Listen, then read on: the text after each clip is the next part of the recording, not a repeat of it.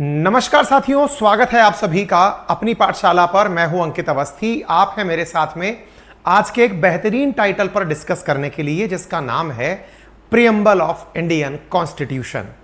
ये preamble of Indian constitution क्या होता है, इस बात को आज के सेशन में हम जरूर समझने का प्रयास करेंगे। लेकिन उससे पहले ही मैं आपको पूरी तरह से यह तैयार करवा दूं, जो आप लोगों को जानना जरूरी है कि ये सेशन जो प्रीएम्बल का शुरू हो रहा है, संभवतया ये दिखने के लिए इतना सा है, बस ये प्रीएम्बल है और खत्म।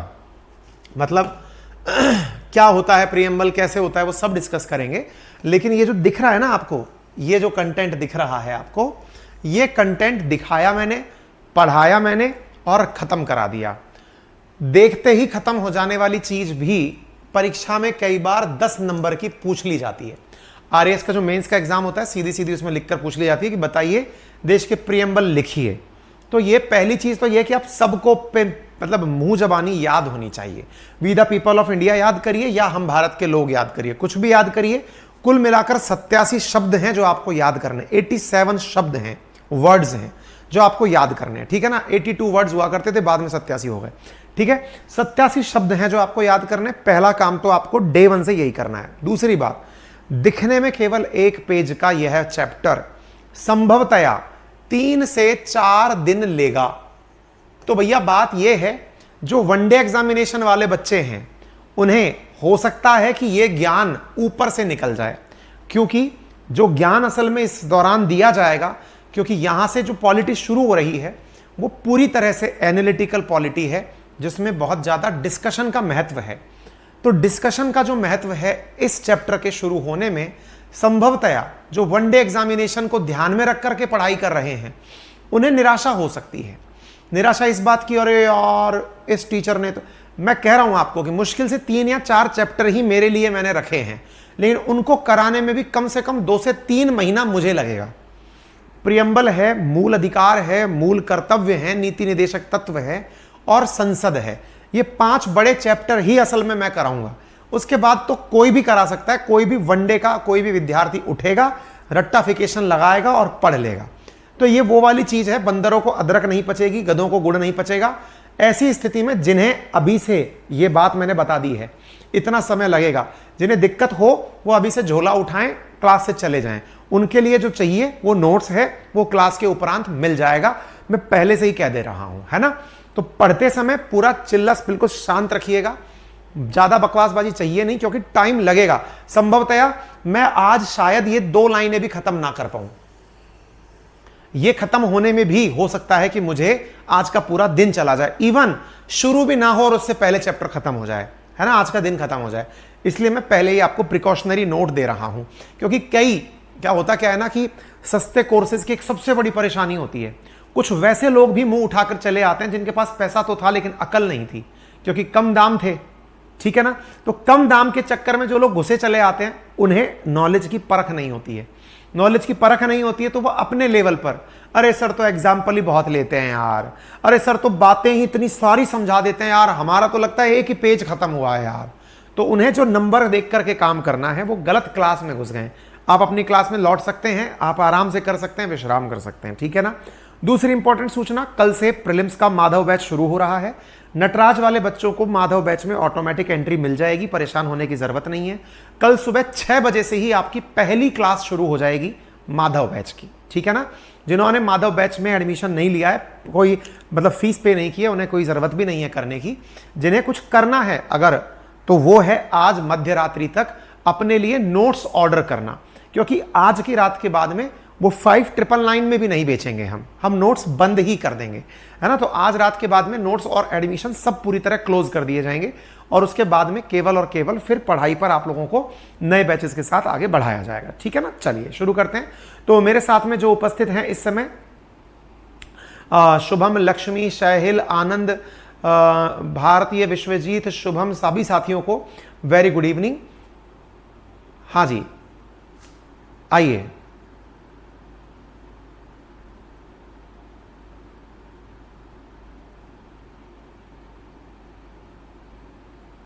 हाँ जी, बढ़े हम।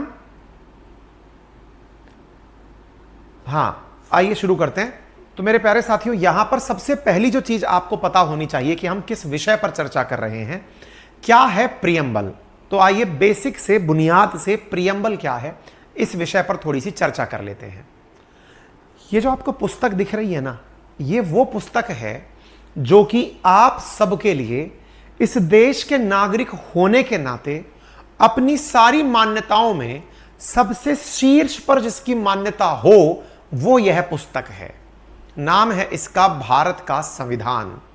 तो ये जो भारत के संविधान नामक पुस्तक आपको दिख रही है ना, इस पुस्तक के अंदर जैसे ही पहला पेज खोलेंगे, जैसे अपने जो नोट्स हैं उनके पहले पेज पर मैंने एक प्रस्तावना लिखी है, और वो प्रस्तावना में मैंने सिंपल सी ये बात मेंशन की है कि भैया ये नोट्स आप सबके लिए हमने स्टैंडर्ड टेक्स्ट बुक्स के माध्यम से, प्रचलित जो मार्केट का मटेरियल है उसके माध्यम से, ऑनलाइन उपलब्ध कंटेंट के माध्यम से ये तैयार किया है। चूंकि नियत समय में तैयार करने का कार्य बड़ा विकट था, संभावना है कि उस कार्य में हमसे थोड़ी त्रुटि रही हो, मानवीय भूल रही हो। इसके लिए हम पहले से ही क्षमा प्रार्थी हैं, क्योंकि हैंड रिटन काम में जो हो गया वो काटा नहीं जाता। मतलब जो लिख दिया, अब बच्चे ने कब कौन सी चीज लिखी, कंटेंट राइटर के दिमाग में उस समय क्या चल रहा था ऊपर नीचे, तो पहले ही हम क्षमा प्रार्थी हुए। लेकिन यह भी बोला कि हर फैक्ट को एक बार के लिए आप करंट से अपडेट करें। हम क्लास में आपको वही चीजें पढ़ा रहे हैं, तो अगर कोई बाई चांस मिस्टेक भी हुई तो हम उसके अंदर दुरुस्त कर देंगे। ये क्या है? कार्य शुरू होने से पहले की भूमिका। भूमिका को अंग्रेजी में उद्देश्य भी कह सकते हैं और प्रस्ताव भी कह सकते हैं। तो प्रियम्बल का जो अर्थ है वो हिंदी अर्थ है उद्देशिका या फिर प्रस्तावना। पर यह उद्देशिका और प्रस्तावना की जरूरत क्यों पड़ी? यह पेज कहता क्या है? मैंने कहा आइए पहले एक बार इस पेज को पढ़कर देखते हैं। निरंजन, बहुत सारा आशीर्वाद बेटा, पढ़ते हैं पहले और इसको पढ़कर देखते हैं क्या लिखा है इसमें। देखिए लिखा है, हम भारत के लोग भारत को एक संपूर्ण प्रभुत्व संपन्न समाजवादी पंथ निरपेक्ष लोकतांत्रिक गणराज्य बनाने के लिए तथा उसके समस्त नागरिकों को सामाजिक, आर्थिक और राजनीतिक न्याय, विचार, अभिव्यक्ति, विश्वास, धर्म और उपासना की स्वतंत्रता, प्रतिष्ठा और अवसर की समानता तथा उन सबके व्यक्तित्व को गरिमा और राष्ट्र की एकता और अखंडता सुनिश्चित करने वाली बंधुता बढ़ाने के लिए दृढ़ संकल्पित होकर अपनी इस संविधान सभा में आज तारीख 26 नवंबर 1949 मिति मार्गशीर्ष शुक्ल सप्तमी संवत 2006 विक्रमी को एतद द्वारा इस संविधान को अंगीकृत, अधिनियमित और आत्मसमर्पित करते हैं। पहले इसे पढ़ लिया, अंग्रेजी वाले भी पढ़ लें, और एक बार नहीं पढ़ना है, आपको इसको चिपका के रखना है, याद होना चाहिए।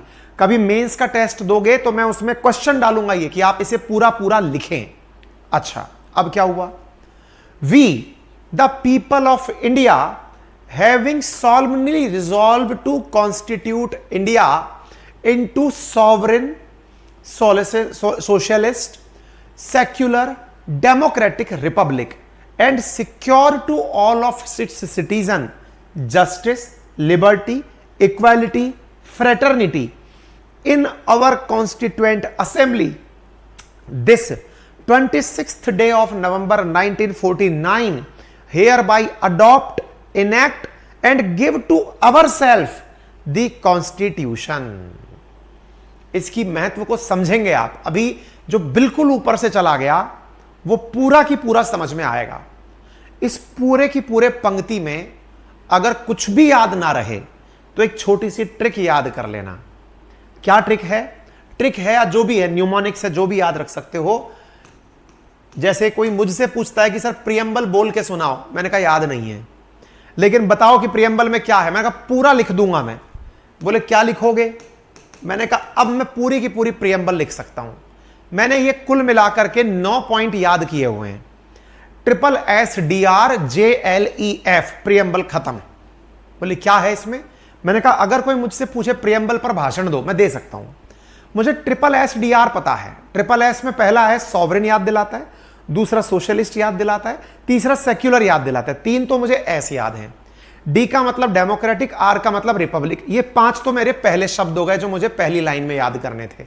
बाकी तो फिर फिलिंग दी ब्लैंक्स है, फिर तो वो जोड़ने के लिए सहायक वर्ब है कि हम अपने आप को आत्मसमर्पित करते हैं वो। और JLEF, justice, liberty, equality, fraternity, बस खत्म बात। और अगर कुछ ज्यादा याद करना है तो JLEF और इसके बाद में dignity of the individual, unity and integrity, ये UI और याद कर लीजिए, JLF UI। मैंने कहा बाकी तो खत्म है ये। बोले ओके। कृष्णकांत बार बार एक ही चीज लिखकर पूछ रहे हैं कि इंग्लिश बैच के हैंड रिटन नोट्स कब आएंगे। अगले 15 दिन में तैयार हो जाएंगे और मूलतया 21 तारीख को हम आपके ऑर्डर्स ले लेंगे जैसे इस बार लिए थे, और आप तक अगस्त 10 तक डिलीवर हो जाएंगे। If you are interested then it's okay. हमने तैयारियां शुरू कर दी हैं क्योंकि अगेन ये काम मेहनत का है, एक दिन में नहीं होगा। क्लासेस मतलब कंटेंट टीम बैठ चुकी है, काम दिन रात जारी है और आपको अगले 15 दिन में पूरे नोट्स तैयार हो जाएंगे। लेकिन नोट्स बनकर आने के बाद उनकी छपाई और आपकी डिलीवरी तक कोशिश करेंगे कि 5 तारीख तक आ जाएं, और हिंदी वाले नोट्स 10 से 15 के बीच में सभी लोगों को डिलीवर हो जाएंगे। पेशेंस के साथ रहिएगा, ठीक है ना। हमने फिर भी एक बड़ा काम निपटाने का कार्य किया है, ठीक है, पहली चीज। दूसरी, बच्चे जो पूछ रहे हैं हिंदी के लिए भी ट्रिक बताइए। रेणु, वो आपको बनानी पड़ेगी, मैंने अंग्रेजी में याद कर रखी थी, ठीक है ना। अच्छा, 2 बातें हो गई। तीसरी बात जो यहां पर निकल करके आ रही है वो क्या है। अच्छा, एक वाला ये पूछ रहा है कि वो कैसे वो लेना है, हिस्ट्री की क्लास कब से शुरू होगी। हर्ष बंसल, कल से शुरू हो रही है माधव बैच में। माधव में एडमिशन कैसे लेना है, कुछ नहीं करना है। अगर आप नटराज के विद्यार्थी हैं, ऑटोमेटिक माधव पर जाके क्लिक कीजिए, आपका एडमिशन उसमें ऑटोमेटिक हो रखा है, आपको क्लासेस दिखना शुरू हो जाएंगी, ठीक है ना। चलिए, तो अब सवाल क्या है। जस्टिस, ये लिबर्टी, इक्वलिटी, फ्रेटर्निटी, ये सब हमने लिखा। अब हमें ये समझ में नहीं आया कि क्या लिखा है सर और क्यों लिखा है सर। मैंने कहा 1 मिनट विचार करिए, एक बार तो आपने देखा है इसे, शब्द का मतलब क्या है, सेक्युलर क्या होता है, सॉवरेन क्या होता है, सोशलिस्ट क्या होता है, सब समझाऊंगा। लेकिन सबसे पहले ये तो समझिए इस कॉन्स्टिट्यूशन को किसने बनाया। 1 मिनट सर, मेरे को एक सवाल है सर आपसे। हमने कहा बताइए सर। जिस दिन आपने हमें पहला लेक्चर सुनाया था ना इंडियन पॉलिटी का, उस दिन आपने एक बात कही थी। मैंने कहा क्या कही थी। आपने कहा था देश आजाद हो रहा था और आजादी के उस दौर में, उस फेज में जनता खड़ी थी। 2 बसें आकर खड़ी हुई, एक बस पाकिस्तान जा रही थी, एक भारत जा रही थी, और जनता से कहा गया जिन्हें पाकिस्तान चलना है आ जाओ, जिन्हें भारत चलना है आ जाओ। चिल्लाने वाला कंडक्टर बार बार कह रहा था कि अगर भारत में आओगे तो मैं आपको ये सुविधाएं दूंगा। लेकिन सर हमें तो ये समझ में ही नहीं आ रहा, अंग्रेजों में और हम में अंतर क्या है। पहले हम पर अंग्रेजों ने शासन किया और अब हम पर ये राजनेता शासन कर रहे हैं। अंतर क्या है। हम पहले भी शासित ही होते थे। शासित क्या सर, हम पहले भी शोषित ही होते थे और आज भी हम शोषित ही हो रहे हैं। नेता हम पर शासन कर रहे हैं सर, हम करें तो करें क्या। अंग्रेज ही अच्छे थे। पनवाड़ी की दुकान पर बैठे बैठे हमने चर्चा कर ली, अंग्रेज ही अच्छे थे भाई हमारे लिए। तो फिर मैंने कहा अरे ठहरो भैया, अंग्रेज अच्छे थे ये डिसीजन देने से पूर्व पहले एक चर्चा और कर लेते हैं। बोले क्या चर्चा कर लेते हैं। अंग्रेजों के द्वारा जो भी जानकारियां आप तक आती थी, चाहे वो मार्ले मिंटो सुधार के माध्यम से आए, चाहे मॉन्टेग्यू चेम्सफोर्ड सुधार के माध्यम से आए, चाहे 1935 के गवर्नमेंट अधिनियम के माध्यम से आए, चाहे क्रिप्स मिशन के माध्यम से आए, एक भी चीज आपसे पूछकर नहीं बनाई जाती थी। तो फिर वेस्टमिंस्टर से बन के आती थी, इंग्लैंड से बनकर आती थी, वहां से लिखा होता था भारतवासियों को ये चीजें दी जा रही हैं, भारत को ये चीजें दी जा रही हैं, इनको बोलने का अधिकार दिया जा रहा है, इनको प्रश्न पूछने का अधिकार दिया जा रहा है, ये इस विषय पर चर्चा कर सकते हैं, इन विषयों पर तो चर्चा भी नहीं कर सकते हैं, और हां प्रश्न पूछ लिया तो पूरक प्रश्न पूछने के लिए भी इजाजत नहीं देंगे। इस तरह की चीजें वहां से लिख के आती थी। विचार करिए कि कोई भी चीज अगर आपको ऊपर से दे दी जाए कि आप इसके अनुसार कार्य करेंगे तो उसमें और इसमें क्या अंतर है ये समझ में आ जाएगा। बोले क्या मतलब। ब्रिटिशर्स जब हम पर शासन करते थे तो हर चीज वहां से लिखकर भेजते थे कि भारत वालों से यह करवाना है, और जब हमारे संविधान की बात आई तो हमने खुद को सबसे ऊपर रखा किसको? We the people of India को। मतलब हम भारत के लोगों को सबसे ऊपर रखा। हमें कोई गवर्न नहीं कर रहा है, हमने खुद से खुद को गवर्न होने का निर्णय लिया है, शासित होने का निर्णय लिया है। वो कैसे? We the people of India. केवल इतनी सी लाइन पढ़िए और नीचे आ जाइए, लिखा है इन अवर कॉन्स्टिट्यूएंट असेंबली, हम भारत के लोग अपनी संविधान सभा में 26 नवंबर 1949 को यह स्वीकार करते हैं, हम संविधान सभा में आज की तारीख को अपने इस संविधान को एक्सेप्ट करते हैं, इसे लागू करते हैं और अपने आप को समर्पित करते हैं। क्या लिखा है? अडॉप्ट, इनेक्ट और गिव टू अवर सेल्फ। हम इसे मानते हैं, हम इसे लागू करते हैं और खुद को ही भेंट करते हैं। मान लो मैं आपसे कहूं कि अंकित अवस्थी यार तुमने बहुत बढ़िया काम किया, तो बोले क्या करें?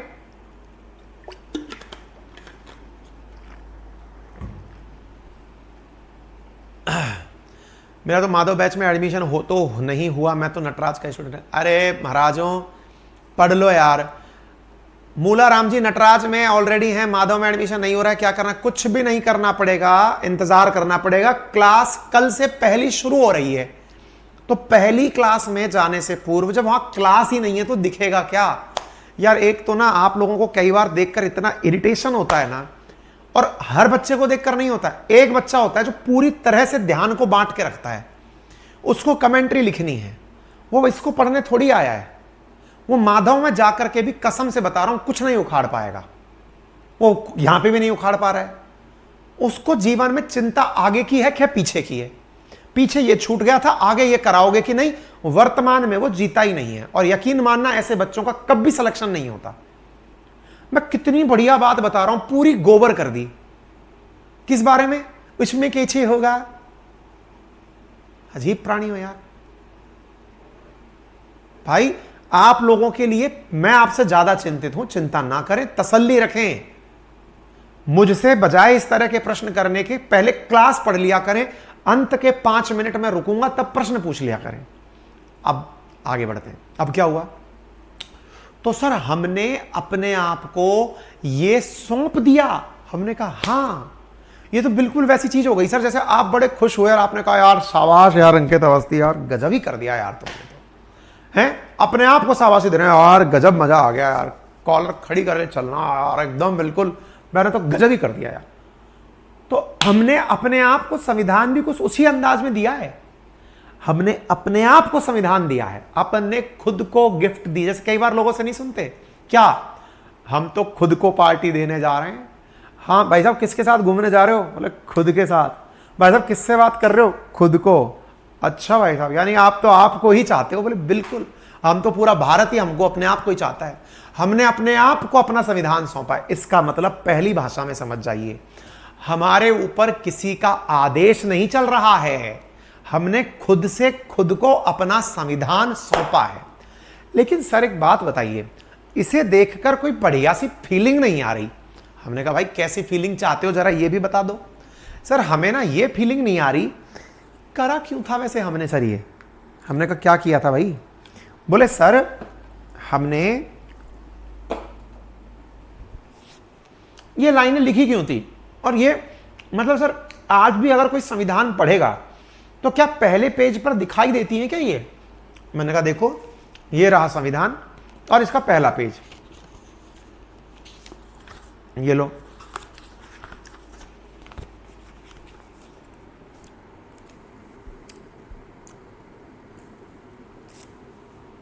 शायद आपको दिखाई दे जाए,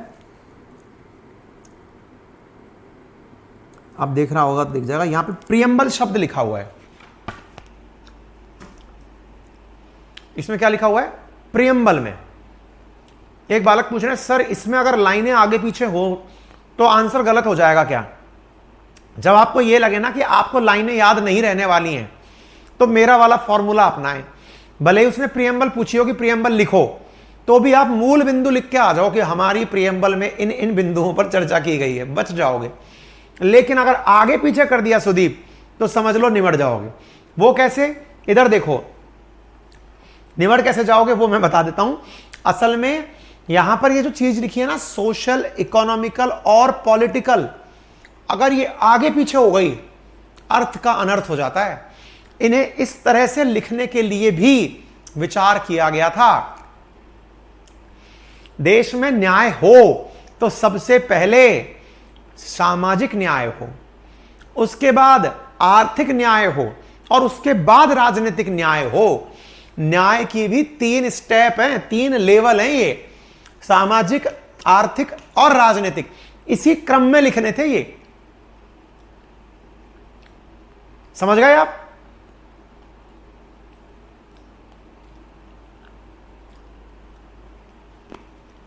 क्या मेरी बात समझ पा रहे हैं? क्या आपको मेरी बात क्लियर हो रही है? इसका मतलब क्या हुआ, आपको जो यहां पर दिया गया है ना, इसका एक विचित्र औचित्य है, लेकिन आपके दिमाग में एक प्रश्न बनेगा, सर ये संविधान है। मैंने कहा हां। सर ये जो कॉन्स्टिट्यूशन है उसमें इस पेज को लगाने की क्या जरूरत थी? हमने कहा क्यों? सर पेज में ये थोड़ी लिख रहा है कि ये संविधान है। तो मैंने कहा लिख क्या रहा है? बोल सर पेज में तो ये लिख रहा है हम भारतवासी अपने आप को socialist, sovereign, secular, democratic, Republic, ये सब फीचर्स दे रहे हैं। तो दे रहे हैं तो वो कहां दे रहे हैं? मैंने कहा संविधान में दे रखे हैं। तो जब दे रहे हैं तो संविधान में दे रहे हैं, तो इस पन्ने की जरूरत क्या है? मैंने कहा अब सही पॉइंट पकड़ गए आप। असल में प्रश्न ये पूछ रहे हैं कि क्या प्रस्तावना अर्थात प्रियम्बल, क्या उद्देशिका संविधान का अभिन्न अंग है? बड़ा प्रश्न क्या है? बड़ा प्रश्न यह है कि क्या उद्देशिका, प्रस्तावना, जो प्रियम्बल है, वो क्या संविधान का हिस्सा है, इस किताब का हिस्सा है या नहीं है, या इसके बाद किताब शुरू होती है? सर जो आपने अपनी किताब में पहला पेज लिख कर दिया है, वो पहला पेज नोट्स कहलाएगा कि नहीं? या फिर वो केवल शुरुआत में बस देखकर खुश होना है? मैंने कहा रुको जरा, कहलाएगा या नहीं कहलाएगा, आप और हम तो कुछ है ही नहीं। खुद सुप्रीम कोर्ट इस बात पे उलझ गई। पहले बेरूबारी मामले में बोलती है कि प्रस्तावना संविधान का अंग नहीं है, केशवानंद भारती मामले में जाकर बोलती है कि है बिल्कुल है, मिनर्वा मिल मामले में तो कहती है अभिन्न अंग है, हिदायतुल्लाह तो ये तक कह देते हैं कि ये तो संविधान की आत्मा है, एक जज साहब तो ये तक कह देते हैं। बोले इसका मतलब प्रस्तावना का एहसास बहुत दिनों बाद हुआ है। हमने कहा इसकी एक कहानी है, वो कहानी सुननी चाहिए आपको। क्या कहानी है? बहुत आराम से सुनिएगा। आपको प्रियम्बल मैंने दिखा दिया, अब मैं आपको यहां पर प्रॉपर तरीके से बताता हूं। अब इसको ध्यान से सुनिएगा साथियों। इस पूरी कहानी को मैं आपको सुनाऊं, लेकिन उससे पहले एक तिथि पर आप लोगों का ध्यान आकर्षित करना चाहूंगा। क्या था? आप लोगों को जब मैंने संविधान सभा की बात बताई थी, तब मैंने कहा था कि भारत में संविधान निर्माण के लेकर के जो कार्यक्रम थे ना, उन कार्यक्रमों को एक सीक्वेंस में देखा जाता है। कैसे? भारत में सबसे पहले आया था क्रिप्स मिशन, जिसने संविधान सभा की बात की। उसके बाद में आया कैबिनेट मिशन 1946 में, जिसके आधार पर संविधान सभा बनी थी 1946 में। जब यह आकर गया तो इसने भारतवासियों से कहा कि सुनो, तुम लोग अपना संविधान बना लो। तुम लोग क्या करो? अपना संविधान बना लो। परमिशन दे गया हमको ये। हम बड़े खुश हुए यार, परमिशन मिल गई। अब मुसीबत ये है कि संविधान कोई मजाक है क्या जो बना लो? जैसे उदाहरण के, आप इसको प्रैक्टिकल रूप से समझेंगे तो सारी बातें समझ में आएंगी। बोले सर क्या समझे?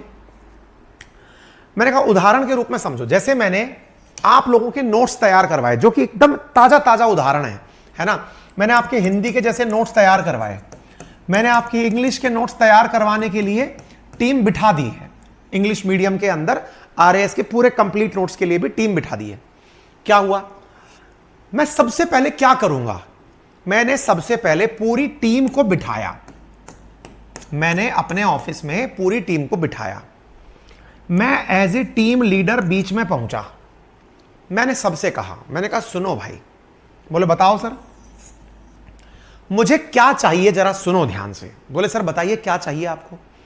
मैंने कहा देखो मुझे चाहिए, सबसे इंपॉर्टेंट चीज जो मुझे चाहिए वो सुन लो पहले। बोले सर बताओ। मैंने कहा यार जो आरएएस के सिलेबस में बातें लिखी है ना वो एज इट इज फॉलो होनी चाहिए, मतलब सिलेबस का तो एस भी ना छूटे। बोले अच्छा। बोले सर ये तो अच्छी बात चाहिए आपने। मैंने कहा पहली चीज तो मुझे ये चाहिए।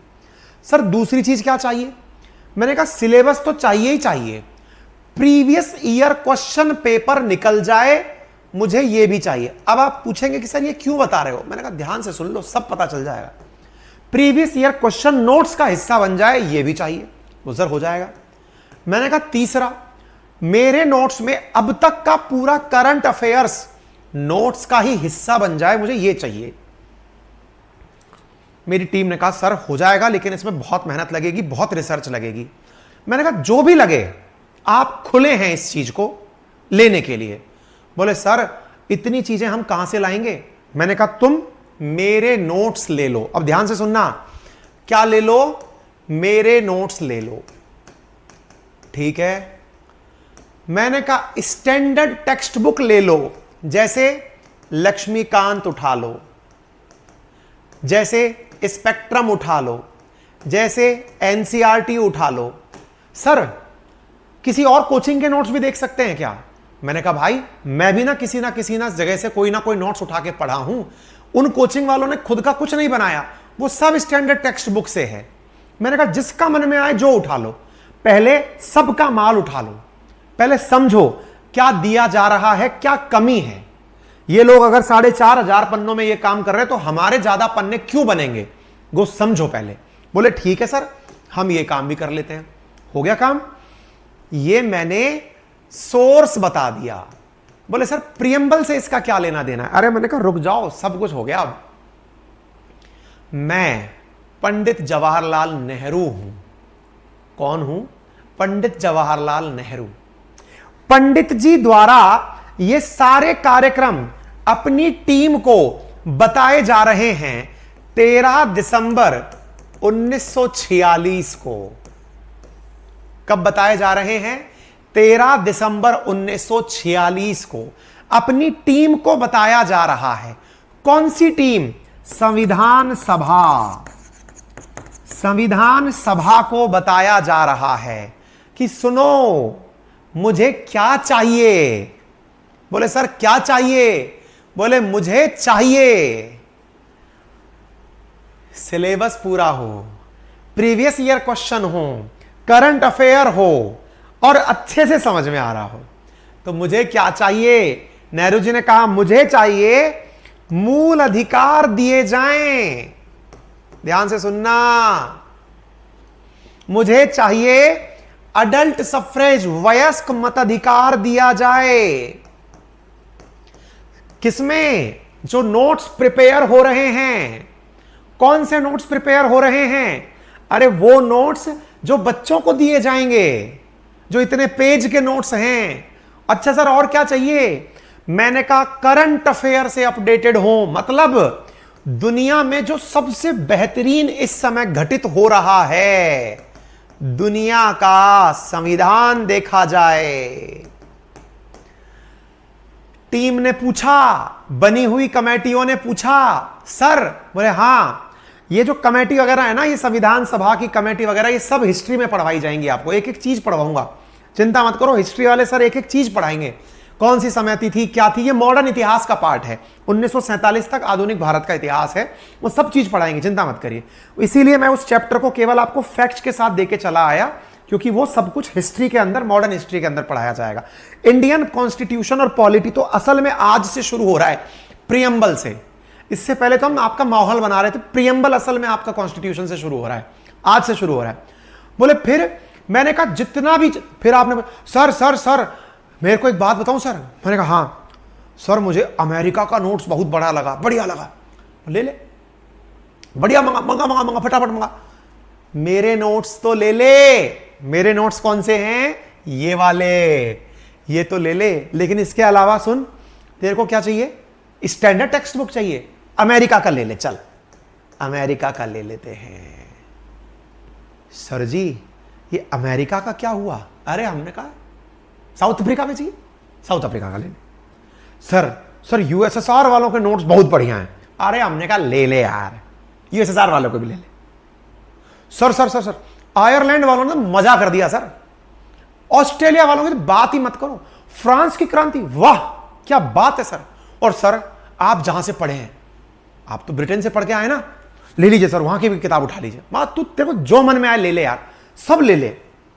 सर कल को कोई हमसे ये नहीं कहेगा क्या कि हमने जो भी नोट्स बनाए वो पूरी तरह से कट कॉपी पेस्ट करके बना दिए? क्या हमसे कल को कोई ये नहीं कहेगा क्या कि सर आपने जो नोट्स बनाए वो आपने कट कॉपी पेस्ट करके बना दिए? कोई कह सकता है क्या सर? मैंने कहा बिल्कुल कह सकता है। बोले सर क्या कहेगा कोई? मैंने कहा भाई साहब कहने वाले का मुंह थोड़ी पकड़ सकते हो, कोई कुछ भी डायलॉग मार सकता है, पर डायलॉग मारने वाले को आपका एक ही आंसर काफी होगा। बोले क्या? केवल इतना सा कह देना कि किसी किचन के अंदर इतने मसाले रखे होते हैं, लेकिन एक होटल का शेफ, जो इतने बड़े बड़े शेफ बने फिर रहे हैं, जो कि आपके कौन से जायका वायका सीरियल्स में आते हैं, वो ऐसा अन्नू कपूर क्या नाम है वो कौन सा है जो भी है, वो ऐसा क्या बना देता है जो आपसे नहीं बनता? मार्केट में इतना सारा कच्चा माल बिक रहा है, लेकिन एक आर्किटेक्ट इसी अद्भुत बिल्डिंग बना देता है। क्या कभी सफेद मार्बल नहीं था जो कारीगरों ने संगमरमर से ताजमहल बना दिया? मैंने कहा ये तो उपलब्ध माल का सही से संकलन है जो निर्भर करता है। माल तो दुनिया में बिखरा पड़ा है। क्या आज से पहले ये भव्य इमारतें संभव नहीं थी? क्या थी? कच्चा माल तो पहले भी था, प्रोड्यूस थोड़ी किया है, लेकिन बना क्यों? वो आर्किटेक्ट अब आया, तो उस आर्किटेक्ट को बुलाया गया। अरे भैया सुनो जरा, इधर आओ, आपको एक बहुत बड़ा काम दे रहे हैं। बोले क्या? आपको संविधान बनाए। बोले सर दुनिया वाले कहेंगे मैंने कट कॉपी पे। अरे चिंता मत करो यार, मुझे पता है आप दुनिया की बातें जानते हो, नाम है आपका B.R. अंबेडकर, आपको डरना नहीं है, आप तो बढ़िया से संविधान बनाइए, पूरी दुनिया घूमिए। बोले सर समय लगेगा। अरे मैंने कहा भाई जब तुम लोगों ने 16-16 घंटे काम करके 50 दिन में जाकर हिंदी का हाथ से लिखकर मटेरियल बनाया है तो समय तो लगेगा। 2 साल 11 महीने 18 दिन, तब जाकर यह पुस्तक तैयार हुई। सर बीच में डाउट आए इस किताब में क्या लिखना है क्या नहीं लिखना है। अरे मैंने कहा डिस्कशन करो, एक काम करते हैं, हिस्ट्री की टीम अलग, पॉलिटी की टीम अलग, इकोनॉमी की टीम अलग, राजस्थान की टीम अलग, आपस में बैठ के चर्चा करो। अच्छा तो सर इसका मतलब नियम की रूल समिति अलग, प्रारूप समिति अलग, नीति निदेशक तत्व क्या मूल अधिकार समिति अलग, सबकी समितियां बना दो, आपस में डिस्कस करो, बेस्ट निकाल के दो। I am the leader. Who is the leader? Nehru is the leader. Leader ने जो बात 13 दिसंबर को रखी थी उसी को उद्देश्य प्रस्ताव कहते हैं। लीडर ने जो सबसे पहले बात रखी थी उसे क्या कहा गया? उद्देश्य प्रस्ताव कहा गया।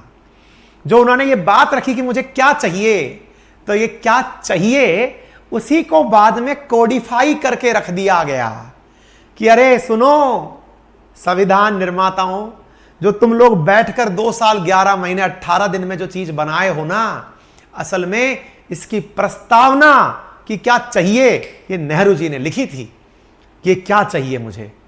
तो बोले सर इसका मतलब आने वाले जमाने में लोग संविधान को समझने में दिक्कतें करें तो उन्हें क्या पता रहना चाहिए? उन्हें पता रहना चाहिए कि संविधान निर्माता जब संविधान बना रहे थे तो उनके मन में क्या था। सर ये कैसे पता चलेगा कि संविधान निर्माता जब संविधान बना रहे थे तो उनके मन में क्या था? अरे मैंने कहा ये जो प्रस्तावना है ना, ये जो प्रियम्बल है ना, ये उस दिन जब हमारी न्यायपालिका वर्तमान परिप्रेक्ष्य में जब संविधान सभा के सभी सदस्य स्वर्गलोक जा चुके होंगे, उस समय अगर किसी को यह समझने में दिक्कत आ गई कि यह संविधान में क्या लिखा है और क्यों लिखा है, कहीं इसका अर्थ हमने गलत तो नहीं समझ लिया, उस समय काम आएंगे ये लोग। कौन से लोग? उद्देश्य प्रस्ताव में लिखे हुए शब्द और जिन्होंने लिखे वो लोग। तो आज उद्देश्य प्रस्ताव या प्रियम्बल क्या है, ऑब्जेक्टिव रेजोल्यूशन क्या है, प्रस्तावना क्या है, असल में ये हमारी संविधान का दर्पण है। यह हमारे संविधान को पढ़ने से पूर्व बता देता है कि संविधान क्यों लिखा गया है, इसमें किन मूल्यों का ध्यान रखा गया है, इन मूल्यों का क्या वैल्यू है। एक बार थम्स अप करके बताइए कि आपको मेरी बात समझ में आ रही है। सोनू लिख रहे हैं ऐसा लग रहा है जैसे अभी संविधान बन रहा है। रेणु आज तक ऐसी पॉलिटी ना पढ़ी है ना पढ़ी जाएगी, शानदार जबरदस्त। मैंने पहले ही कह दिया कि इसमें ना समय लगेगा। सर आपकी अपनी बुक निकालो, मार्केट में टहल। भैया अपन तो मास्टर आदमी हैं, अपन ना तो राइटर हैं ना कुछ है, अपन व्याख्या अच्छी कर सकते हैं, व्याख्याकार हैं। समझ में आ रहा है कि नहीं आ रहा है ये बताइए।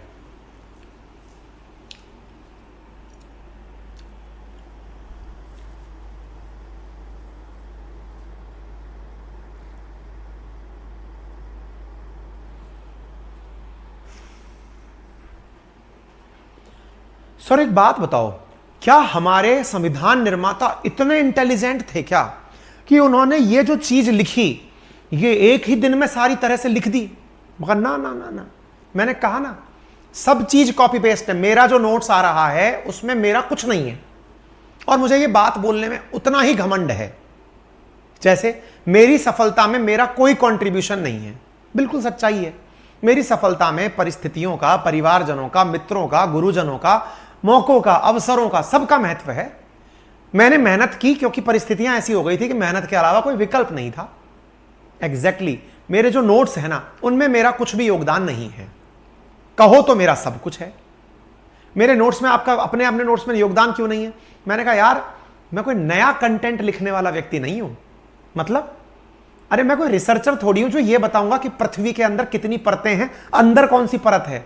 मैंने तो जो किसी ने खोज कर दी, किसी ने बढ़िया एनसीईआरटी में लिख दी, स्टेट बोर्ड में लिख दी, वहां से वो लाइन उठाई यहां चिपका दी, यही तो किया है। इस दुनिया के सारे मास्टर क्या कर रहे हैं, सारे कंटेंट राइटर, सारी कोचिंग क्या कर रही है? स्टैंडर्ड टेक्स्ट बुक से उठा उठा करके आपका कंटेंट बना रही है। सर ये बात क्यों बोल रहे हो? अरे भाई हमारी ये जो प्रियम्बल है ना, इसका विचार अमेरिका से लिया गया था, इसकी भाषा ऑस्ट्रेलिया से ली गई थी। मतलब ये जो दिख रहा है ना आपको इतना खूबसूरत सा, इसकी भाषा का जो क्रम है ये ऑस्ट्रेलिया से लिया गया है, इसका विचार अमेरिका से लिया गया है। We the people of America. अच्छा मतलब इसमें भी हमने दो जगह की नकल करी। हाँ भाई, क्या आपको यह बात समझ में आ गई? क्या आपको यह बात समझ में आ गई? थम्स अप कर दीजिए। ऑस्ट्रेलिया और अमेरिका दोनों का महत्व है। तो सर अगर कोई हमसे पूछे कहां से लिया है तो कहिएगा नेहरू जी का उद्देश्य प्रस्ताव इसमें शामिल है, ऑब्जेक्टिव रेजोल्यूशन जो उन्होंने लोगों के सामने रखा, ऑस्ट्रेलिया की भाषा इसमें शामिल है, अमेरिका का विचार इसमें शामिल है, तब जाकर हमारी यह प्रस्तावना बनकर आई है। एक बालक बोल रहे हैं सर आप टीचर्स की पोल खोल रहे हो। पोल नहीं खोल रहा, सच बोलने में थोड़ा सा जहर लगता है, मुझे झूठ बोलने में क्या आनंद आएगा।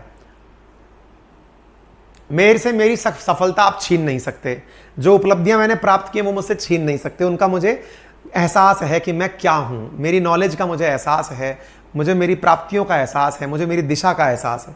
तो झूठ बोल करके मैं आपके सामने खामखा देवता बनूं कि भाई साहब यार ये कितना मेहनती आदमी। अरे कोई नहीं है इस धरती पे मेहनती यार। मेहनती बेचारे वैज्ञानिक होते हैं जिन्हें सबसे कम क्रेडिट मिलता है इस धरती का, बाकी वो जो लिख गए उनको दुनिया बेच बेच कर खा रही है। खैर फिलहाल के लिए आपको ये बात समझ में आ गई होगी क्या है ये सब बातें, ठीक है। अच्छा तो सर अब हमें यह तो समझ में आ गया प्रस्तावना की कहानी क्या है, लेकिन सर अब हमारे कुछ सवाल हैं। हमने यही सब क्यों लिखा? हमने कहा इसके पीछे की कहानी है, चलेंगे अपन आगे पढ़ेंगे, एक एक चीज जानेंगे ऐसा ही क्यों है। और सर वो जो संविधान का ये हिस्सा है या नहीं, अगर ये सवाल दिमाग में आए तो लोड मत लो, हिस्सा है या नहीं आप खुद डिसाइड कर लेना। मैं तो पढ़ाऊंगा, पूरा मुद्दा पढ़ाऊंगा, बेरूबारी पढ़ाऊंगा, केशवानंद भारती पढ़ाऊंगा, मिनर्वा मिल पढ़ाऊंगा, सब पढ़ाऊंगा, आप देख लेना अपने हिसाब से। बोले चलो सर आगे बढ़ते हैं। तो प्रियम्बल में क्या लिखा है वो मैंने आप लोगों को बता दिया। अब प्रियम्बल को लेकर के लोगों के मत क्या हैं, कई बार परीक्षाओं में ये पूछ लिया जाता है। जैसे यहां पर कुछ मत हैं, जैसे अभी तक मेरे इस भाषण को सुनकर आपके मन में एक विचार आ गया होगा। क्या विचार आ गया होगा? यार इसका मतलब तो संविधान में क्या लिखा है अगर ये जानना हो तो ये संविधान का दर्पण है। कौन? ये जो मतलब अपन जो संविधान की प्रस्तावना की बात कर रहे हैं, ये तो पूरी तरह से इसका दर्पण है। तो बोले ठीक है, तो भाई साहब ऐसा कोई व्यक्ति है क्या जिसने कभी ऐसी बात कही हो? मैंने कहा बिल्कुल है। बोले किसने कहा? मैंने कहा अलग अलग लोगों ने अलग अलग बातें कही हैं। बोले जैसे? मैंने कहा के.एम. मुंशी कहते हैं कि यह प्रस्तावना जो है, प्रियम्बल जो है, यह एक राजनीतिक कुंडली है। जी.के. फ्रेडरिक कहते हैं कि यह जनमत का प्रतिबिंब है, मतलब यह यहां का मिरर है। नाना पालकीवाल कहते हैं यह संविधान का परिचय पत्र है। हिदायतुल्लाह कहते हैं कि यह संविधान की आत्मा है।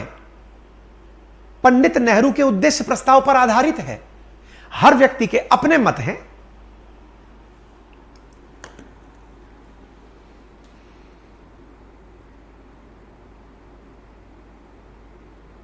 Very good Ayush, very good. Clear? क्या आपको मेरी बात समझ में आ रही है? क्लियर हो रहा है सारी बातें? हर व्यक्ति का अपना मत है। यह प्रस्ताव अपनाया कब गया? मैंने कहा भाई दिसंबर 1946 में रखा था नेहरू जी ने, अपनाया गया 22 जनवरी 1947 को। ठीक है। प्रस्तावना का जो पृष्ठ पर ये जो ड्राइंग बनी हुई है ना, ये वाली ड्राइंग भी जो बनी हुई है, ये ड्राइंग जो आपको दिख रही है, ये ड्राइंग भी विशेष प्रकार से बनवाई गई थी। किसने बनाई थी?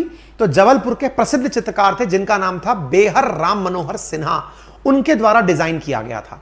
मूल जो संविधान की प्रस्तावना थी उसमें 84 शब्द थे, उसमें 87 शब्द बाद में हो गए, यानी कि 1976 में इसमें संशोधन हुआ जिसके अंदर समाजवादी, पंथ निरपेक्षता और अखंडता 3 शब्द जोड़े गए, तो 84 से 87 शब्द हो गए 42वें संविधान संशोधन के द्वारा। ठीक है, उम्मीद है आपको यह बात समझ में आ गई होगी। सर यहां पर किन किन चीजों के बारे में बात की गई, मैं सब चर्चा करेंगे। क्या संविधान सभा के अंदर भी प्रस्तावना पर चर्चा या बहस हुई थी? बिल्कुल हुई थी। प्रस्तावना पर भी 17 अक्टूबर 1949 को बहस हुई थी कि भाई इसका क्या करना है, और फिर इसको सेकंड टाइम रीड किया गया था 10वें अधिवेशन के अंदर, अंतिम दिवस के दिन, कि हां भाई चलो अब इसको चिपका के रख देते हैं, सामने वाले लोगों के लिए यह काम आएगा। इस विषय में इतनी तक बातें हुई कि ये जो शब्द है हम भारत के लोग, ये के.वी. कामथ ने कहा कि इसकी जगह ईश्वर के नाम पर हम भारत के लोग अगर शब्द ले लें तो सही रहेगा क्या? रोहिणी देव ने कहा नहीं, हम भारत के लोग ही सही हैं। अंततः फिर इसी को पारित किया गया। इसलिए सवाल पूछा जाता है ये जो शब्द है हम भारत के लोग, ये किसके द्वारा प्रस्तावित था? तो आंसर है रोहिणी देवी के द्वारा। पूर्णिमा बनर्जी ने कहा हम भारत के लोग के स्थान पर हम संविधान सभा के लोग अगर ये लिख दें तो? बोले नहीं साहब ऐसा नहीं करेंगे। महावीर त्यागी ने हालांकि उनका समर्थन किया था लेकिन माना नहीं गया। बोले नहीं सर, हम भारत के लोग लिखिए, उससे लोगों को ज्यादा विश्वास होगा कि उन्होंने अपने लिए इसे तैयार किया है।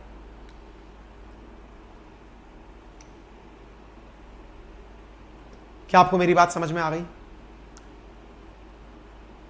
फिर डॉक्टर अंबेडकर ने कहा कि जब 13 उपनिवेशों के कुछ सदस्य अपने आप को यूएसए कह सकते हैं, यूनाइटेड स्टेट्स ऑफ अमेरिका, उस समय तक अमेरिका की जो निर्माण है उसका उपनिवेशों के ऊपर मिलकर, स्टेट्स पहले उपनिवेश हुआ करते थे, तो हम 300 लोग जो कि इस समय उपस्थित हैं संविधान सभा के अंदर, क्या हम भारत के लोग कहने का हक नहीं रखते?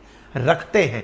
इसीलिए हम एक शब्द यूज कर रहे हैं जिसका नाम है हम भारत के लोग। मतलब भारत की जनता जो संविधान सभा की सत्ता का स्रोत पता लगाती है कि भारत की सत्ता का स्रोत भारत की जनता है, अर्थात हमारे संविधान की जो मूल आत्मा है वो कहां निवास करती है? जनता में निवास करती है। हमें भारत के लोग कहा है, ना कि राज्यों के लोग। हम इसको सेपरेट नहीं कर सकते। उम्मीद है आप लोगों को शब्दशः यह बात समझ में आ गई होगी कि यहां पर शब्द का क्या मतलब है। धनिष्क का बहुत ही शानदार सर, पॉलिटिक्स आज तक इतनी पढ़ाई कभी मजा नहीं आया। हमसे आप कोई सा भी सब्जेक्ट पढ़ लीजिए, हमने अपने फाउंडेशन बैच के अंदर लगभग 3.5 महीने के अंदर ज्योग्राफी खत्म कराई है। उसके बाद भी कई कार्टून ये कहते हुए पाए जाते हैं क्लास में, सर फलानी चीज छूट गई सर। हरि अनंत, हरि कथा अनंत, आनंद ही इतना है इनमें। अभी इकोनॉमिक्स चल रही है, जो बच्चे इकोनॉमिक्स पढ़ रहे हैं हमारे फाउंडेशन बैच में, उनसे पूछिएगा कि इकोनॉमिक्स का क्या लेवल टच हो रहा है। जिस दिन वो इकोनॉमिक्स पढ़ लेंगे उसके बाद उन्हें लगेगा कि अपनिच भगवान है, अपन समझ गया कि दुनिया में क्या चल रहा है। विषय अच्छे होते हैं तो पढ़ाने में आनंद आता है। हमारी तो क्या होती है, टीचर क्या है, व्याख्याकार है, वो व्याख्या अच्छी दे सकता है। हम नॉलेजफुल लोग नहीं होते हैं, हम एक्सप्लेनेशन अच्छा देते हैं, हम चीजों को समझाने के तरीके जानते हैं। नॉलेज तो असल में जिन्होंने इनको लिखा था उन्हें है, हम लोगों को नहीं होती है। ठीक है। अच्छा, अब क्या होता है, हमारे लिए संविधान के अंदर जो शब्द प्रयोग किए गए भारत क्या है, भारत के अंदर क्या होगा क्या नहीं होगा, हमारे लिए जो वर्ड यूज किए गए ना, राज्य का स्वरूप कैसा होगा, तो बोले राज्य होगा सॉवरेन। सर ये होता क्या है? अरे कहा हमने कहा संप्रभु।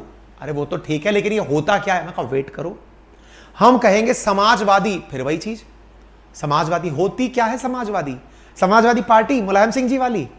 हमें कहा रुको यार। तीसरा पंथ निरपेक्ष, सेक्युलर। सर हमने तो धर्मनिरपेक्ष सुना था। मैं कहा गलत सुना था, वो गलत है। लोकतंत्र, डेमोक्रेसी। सर कौन सा वाला लोकतंत्र? हमने कहा अब्राहम लिंकन वाला, जनता का, जनता के द्वारा, जनता के लिए। ठीक है। गणराज्य, रिपब्लिक। सर कौन सा वाला रिपब्लिक? Republic of Korea. हमने कहा रुको यार, गजब कुछ भी चल रहा है। हमने कहा अपने देश में हर शब्द की गजब व्याख्या है। सबसे पहला शब्द दैट इज संप्रभु, दैट इज सॉवरेन। ये शब्द है क्या? भारत कब सॉवरेन बना? 15 अगस्त 1947 को हम सॉवरेन स्टेट बने, संप्रभु राज्य बने। सर ये सॉवरेन होता क्या है? मैंने कहा सॉवरेन होने का अर्थ है कि यह देश अपने मामले में अपने आप के निर्णय ले सकता है, इसे निर्णय लेने से कोई रोकेगा नहीं। आहा, कि दुनिया के देश को कौन रोकता है? अरे हमने कहा भूल गए, 1942 में अंग्रेजों ने हमसे क्या कहा था? संविधान बनाना है, बना लो। क्रिप्स मिशन में हमसे क्या कहा गया था? संविधान बनाना है, बना लो, बस डोमिनियन रहना हमारे। बोले मतलब अंतिम फैसला हम लेंगे। महात्मा गांधी जी ने कहा भप, पोस्ट डेटेड चेक कहेंगे, चलो करो या मरो, छेड़ते हैं आंदोलन, भगाओ इनको यहां से। बेवकूफ समझ रखा है। यह बात गांधी जी ने कही। क्यों कहा? बोले हमें अपना निर्णय खुद लेना है, तभी तो हम इतना संघर्ष कर रहे हैं। हम इतना संघर्ष क्यों कर रहे हैं? हम इसीलिए तो संघर्ष कर रहे हैं। ओके, इसका मतलब यह है कि कोई राज्य अपने आंतरिक और बाह्य निर्णय लेने के लिए अगर स्वतंत्र है, तभी तो वो अपना देश आजाद देश कहलाएगा। तो सर क्या हम ये मान लें कि संप्रभु असल में आजादी का दूसरा नाम है? एकदम करेक्ट, सही पकड़े हो एकदम। तो सर एक बात बताओ, कई बार हम लोग ऐसा करते हैं, हम यूएन के अंदर यूएन की बात मानते हैं। इंडिया हर बात पे उठा के कह देता है हम यूएन की बातों के, यूएन चार्टर का समर्थन करते हैं। सर कई बार हम कह देते हैं हम कॉमनवेल्थ मेंबर हैं, कई बार हम कह देते हैं G20 मेंबर हैं। आज ही सर आपने पढ़ाया था SCO मेंबर हैं। तो सर इसका मतलब ये बताओ हम लोग वाकई में सॉवरेन आजाद हैं कि नहीं हैं? कभी WTO हमसे कह देता है इंडिया वालों सुधर जाओ नहीं तो पेनल्टी लगा देंगे। चक्कर क्या है सर? ये आजादी हमारी क्या 50-50 है क्या? मतलब वो वाली बात नहीं है क्या हमारी आजादी में? मैंने कहा वही वाली बात है जो आपको असली आजादी का मतलब समझना, वही वाली बात है। तो बोले फिर? मैंने कहा उसी बात के अंदर अंतरराष्ट्रीय संगठनों के साथ हमारा मत कैसा हो, हमारे संप्रभु राज्य की व्याख्या में यह भी है कि जितने भी अंतरराष्ट्रीय संगठन हैं, वैश्वीकरण में उनका हिस्सा होना दुनिया को एक ग्लोबल विलेज बनाने में काम आता है। यानी दुनिया एक वैश्विक गांव है। हम वैश्वीकरण की बात करते हैं। मोदी जी SCO मीटिंग में भी वसुधैव कुटुंबकम की बात बोले हैं कि विश्व एक परिवार है। इसका मतलब संगठनों का हिस्सा होना जो अंतरराष्ट्रीय रूप से स्वीकार्य हैं, ये किसी भी प्रकार से हमारी अपनी उसका अनादर नहीं है। क्या इस बात को लेकर कभी बहसबाजी नहीं हुई क्या सर कि भाई कोई ने कहा कि ये क्या कर सकते हो क्या? हमने कहा देखो हम आजाद हुए 1947 में, आजाद देश बने। हमने अपने आर्टिकल 295 में ये बात मेंशन कर ली कि भारत अपने किसी भी भाग के लिए जिस पर उसका शासन है, जो उसके अधीन है, वो अपने संपूर्ण राज्य क्षेत्र और उसके किसी भी भाग पर कानून बना सकता है। ये हमने आर्टिकल 295 में अपने संविधान में डाल दिया। बोले सर एक बात बताइए, क्या इस बात को लेकर के कभी बहस नहीं हुई क्या? कोर्ट वोट तक कोई व्यक्ति नहीं गया क्या कि हम फलानी जगह किसी भी संगठन का सदस्य क्यों रहे? इस बात को लेकर कोई दिक्कत नहीं हुई क्या? अरे हमने कहा हुई है। एक केस भी गया, सिंथेटिक एंड केमिकल्स बनाम उत्तर प्रदेश का केस गया था, जिसमें सुप्रीम कोर्ट ने निर्णय देते हुए कहा था कि अगर आप कोई शब्द यूज कर रहे हैं कि आप प्रभुत्व संपन्न हैं या फिर आप सॉवरेन हैं, इसका मतलब यह है कि संविधान द्वारा दिए गए प्रतिबंधों के भीतर ही आपको कुछ कानून बनाने की स्वतंत्रता है। मतलब प्रतिबंध इंपॉर्टेंट है। देखिए भारत के संविधान की एक विशेषता बताता हूं मैं आपको। हमारा संविधान बहुत ही स्मार्ट तरीके से लिखा गया है। हर चीज में युक्ति युक्त प्रतिबंध, रीजनेबल रेस्ट्रिक्शंस की जगह है। जहां हमसे बोला जाता है ना, इस भारत के नागरिक को बोलने की, अभिव्यक्ति की आजादी की, सबकी आजादी है, फ्रीडम एक्सप्रेशन है, थॉट है, बिलीफ है, लॉ सब है, लेकिन उसी के नीचे एक पॉइंट ऐड कर दिया जाता है, विद ड्यू रीजनेबल रेस्ट्रिक्शंस। हम परेशानी, यार ये क्या कह दिया, हाँ साहब ये कह दिया रीजनेबल रेस्ट्रिक्शंस के माध्यम से सब लागू होगा, प्रतिबंधों के अधीन लागू होगा, लेकिन एब्सोल्यूट नहीं है। जैसे अभी कुछ दिन पहले वो अमृतपाल नहीं था जो खालिस्तानी नेता था, जो दुनिया को ज्ञान दिए फिर रहा था, ये भारत में अभिव्यक्ति की आजादी है, मेरी आजादी है कि मैं कुछ भी रखूं। अरे ओ रुक जा खालिस्तानी, तूने कॉन्स्टिट्यूशन अधूरा पढ़ा है, व्हाट्सएप पे आया होगा शायद, उसमें नीचे भी लिखा है देश की एकता और अखंडता को नुकसान पहुंचाने वाला कोई भी व्यक्ति मूल अधिकारों को नुकसान पहुंचा रहा है, उसके ऊपर लग जाएगा एनएसए, और लग गया तेरे ऊपर, बैठा है, अब कहां पता है, नहीं पता है तेरे को। बेटा न्यूज तो ये भी चल रही है कि पन्नू मार दिया गया, अब सही है कि गलत है नहीं पता है, ढूंढ रही है हमारी टीम खबर कितनी है, मार्केट में तो आ गई है।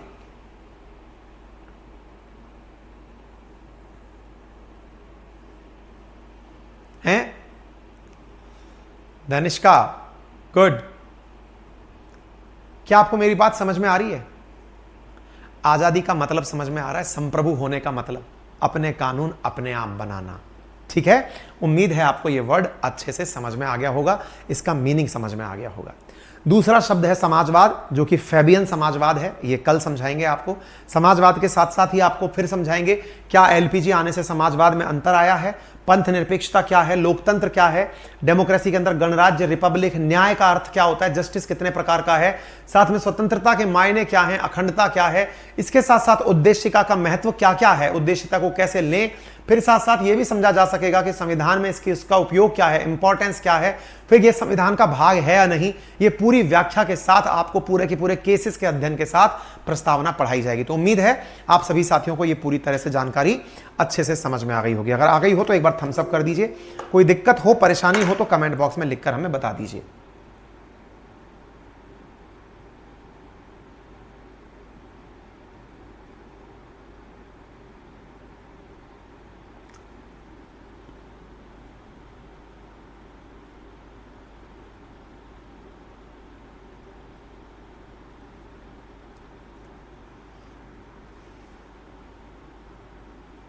बताइए।